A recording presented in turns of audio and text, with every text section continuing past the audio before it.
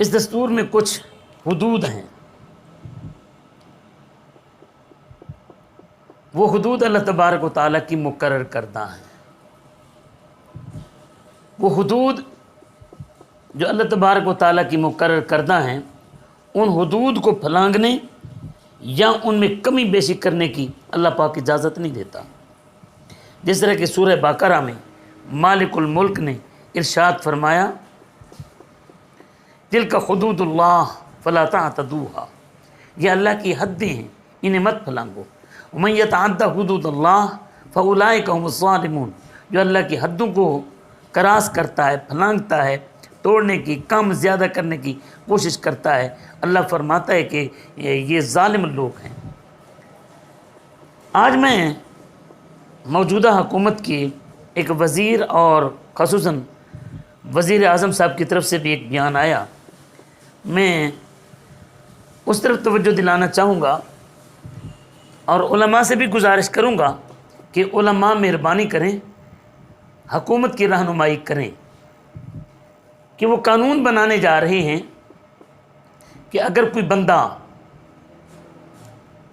Rape کرتا ہے کسی عورت کے ساتھ، بدکاری کرتا ہے کسی بچے کے ساتھ یا کسی بچی کے ساتھ، تو انہوں نے اسے نامرد کرنے کا ایک قانون بنانے کی تیاری کی ہے، شک بنا رہے ہیں، وہ اسمبلی سے پاس کروائیں یا آرڈیننس کے ذریعے لائیں۔ میں یہ واضح کہنا چاہتا ہوں کہ یہ اللہ کی حدوں کو توڑنے کی ایک جسارت ہے۔ حد کس کو کہتے ہیں؟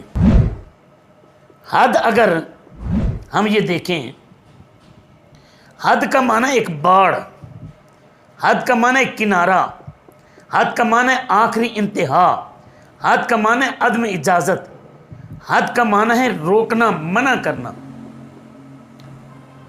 اب جب اللہ نے ایک باڑ لگا دی، اس باڑ سے آگے بڑھنے کی تم کوشش کیوں کرتے ہو؟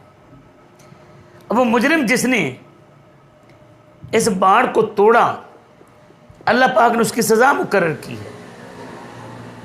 اب حد وہ کی دو قسمیں ہیں، ایک تو حد ہے کہ حلال کیا ہے، حرام کیا ہے، اور دوسری حد وہ سزا ہے جو کسی جرم کی وجہ سے کسی مجرم کی اللہ تبارک و تعالیٰ نے وہ مقرر کی ہے۔ جب اللہ تبارک و تعالیٰ نے مجرم کی سزا خود مقرر کی ہے تو اس میں کمی یا بیشی کرنا یہ کسی قسم کی شریعت اجازت نہیں دیتی۔ اب اگر کوئی بندہ زانی ہے، زنا کرتا ہے، اس کی سزا ہے، ڈاکو ہے، ڈاکہ ڈالتا ہے، اس کی سزا ہے، اور اگر اسی طریقے سے کوئی چور ہے، اس کی ایک سزا ہے، تو یہ سزائیں اللہ تبارک و تعالیٰ کی طرف سے مقرر کردہ ہیں۔ حکومت کو چاہیے وہ سزائیں مقرر کرے، اور ان سزاؤں کا سبب بھی کیا ہے؟ یہ سزائیں اللہ نے کیوں مقرر کی ہیں؟ اس لیے تاکہ یہ جرم کو روکا جا سکے، پاپ کو روکا جا سکے، مجرم کو اس کی حد میں رکھا جا سکے، بہن بیٹے کی عزت محفوظ رہ سکے، بچیاں بچے ان کی عزت محفوظ رہ سکے۔ اللہ نے حدیں اسی لیے مقرر کی ہیں۔ اب ان حدوں کو وہ پھلانگتے ہیں، ان کو سزا دو، اور وہ سزا اس میں کمی کرو گے تو پھر تم اللہ رب العزت کی قانون کو توڑنے اور بغاوت کرنے کے مرتکب ٹھہرو گے، اور وہ اس میں دو قسم کی خرابی ہے۔ ایک تو تم اللہ پاک کی حد کو توڑ رہے ہو، اللہ تبارک و تعالیٰ کے قانون کو توڑ رہے ہو، دوسرا یہ مصلح کرنے کی طرف جا رہے ہو، یہ بھی شریعت کے اندر حرام ہے۔ سیدھی بات ہے کہ لاہور کا جو واقعہ ہوا وہ ایک جرم کے نہیں، وہ دوہرے جرم کے مرتکب ہیں، ان کی سزا شریعت نے مقرر کی ہوئی ہے۔ اس کو دیکھ کر، لاہور کے جرم کو دیکھ کر، یا بچیوں کے ساتھ ہونے والے ریپ کو دیکھ کر، یا بچوں کے ساتھ ہونے والی زیادتی کو دیکھ کر جو کر رہے ہو، اس کا سیدھا سادہ مسئلہ یہ ہے نا کہ قرآن نے سزا مقرر کی ہے۔ وہ سزا جب قرآن نے مقرر کی ہے، اس سزا کو تم سر عام نافذ کرو۔ جب تم سزا کو نافذ کرو گے تو مجرم لازمی طور پر جرم سے رک جائے گا۔ اب یہاں پر دیکھا یہ جائے کہ وہ سزا ہے کیا۔ اگر کوئی ریپ کرتا ہے، وہ کنوارا ہے یا شادی شدہ؟ اگر کنوارا ہے تو سزا مقرر ہے، اللہ रब्बुल इज़्ज़त ने कुरान मुक़द्दस के अंदर इरशाद फरमाया अज़्ज़ानियतु वज़्ज़ानी फ़जलिदू कुल्ला वाहिदिन मिनहुमा मिअता जल्दा, कि अगर वो ज़िना करने वाला, अगर वो मुजरिम कुंवारा है, ज़िना करने वाली औरत अगर वो कुंवारी है तो उनके लिए मिअता जल्दा 100 कोड़े मारे जाएंगे।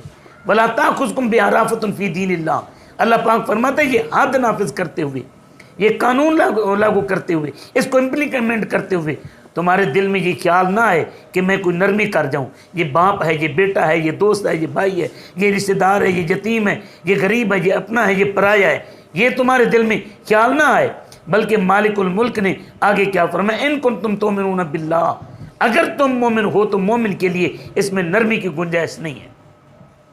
बाप को बेटे पर हद नाफिज करनी होगी, मामू को भांजे पर हद नाफिज करनी होगी, भाई को भाई पर हद नाफिज करनी होगी। और फिर आगे जो हुक्म फरमाया वाली यशहद अज़ाबहुमा ताइफ़तुम मिनल मोमिनीन, और जब ये सज़ा नाफिज की जाए तो ये छुप छुपा कर नहीं दी जाए, बल्कि सरेआम चौक पर एक जमात वहाँ पर देखे, लोग देखें कि मुजरिम को कैसे सज़ा हो रही है। जब ये सज़ा इस तरह दी जाएगी तो लाजमी मुजरिम रुक जाएगा।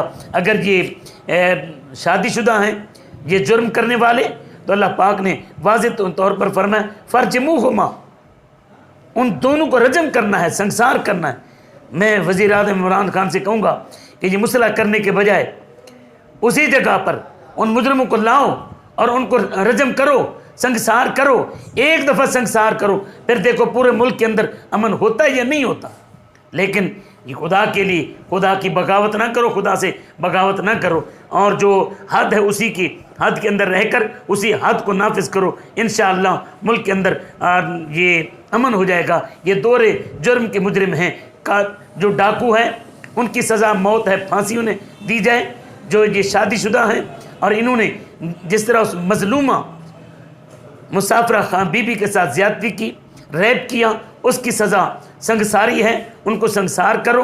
ये इनको जब ये सज़ा सरेआम दोगे तो मेरे मुल्क के अंदर ये कानून जब नाफिज करोगे तो इंशाअल्लाह अमन ही अमन आ जाएगा। मैं इसके तफसील में जाता लेकिन वक्त इजाज़त नहीं देता, लेकिन इमरान खान से, फैसल वावडा और इनके दीगर काबीना से मैं ये कहूँगा कि अल्लाह की हदों को ना तोड़ो। अल्लाह की ये हद है कि उनको तुमने सज़ा देनी है, उनकी सज़ा संगसारी है, संगसार करो, और उनकी सज़ा ये है कि उनको फांसी दो। ये दोनों सज़ाएँ उनका हक़ है, उनको सज़ाए मौत देने में कोई नरमी ना बरतो। इंशाअल्लाह मेरे मुल्क में अमन आ जाएगा। मेरी बहन बेटी वो सफ़र भी करेगी कि हज़रत उमर के दौर में शाम से सोने से लदी हुई औरत मक्का तक, हिजाज तक आती है, कोई उसे आंख उठा कर नहीं देखता। ये कानून नाफिज करो।